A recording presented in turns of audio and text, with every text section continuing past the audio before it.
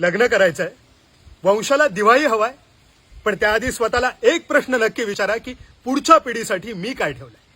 आपल्यासाठी बापजाद्यांनी प्रचंड natural resources राखून ठेवले होते.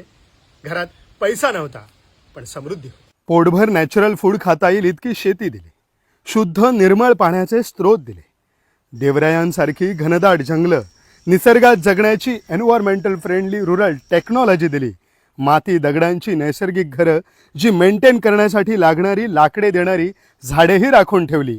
मागच्या पिढीने आपल्याला सिम्प्लिसिटीमध्ये लक्झरी अनुभवायला दिली, ज्यामुळे आपण कमी पैशातही सर्व्हाइव्ह करू शकतो. पण पैशासाठी आपण आज जल, जंगल आणि जमीन विकायला काढली. खतं मारून शेत जमिनी नापीक करून टाकल्या, बोरिंग मारून ग्राउंड वॉटर संपवलं, समुद्रातला मासा संपवला, जंगलातले प्राणी संपवले, जुनी घरं आणि मंदिरं पाडून टाकली.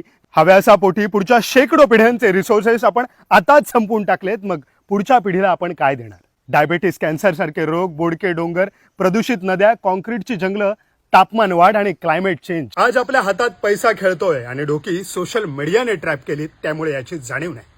पण येत्या काही वर्षात नॅचरल रिसोर्सेस कमी होऊन हेच साधं जीवन महागड्या किमतीत विकत घ्यायला लागेल ना, तेव्हा पैसा खायलाही पुरणार नाही आणि त्याशिवाय जगता येणार नाही. थोडे स्लो होऊया, साधेपणातलं सुख ओळखूया, गाव जपूया, नाहीतर येणारी पिढी आपल्याला कधीच माफ करणार नाही.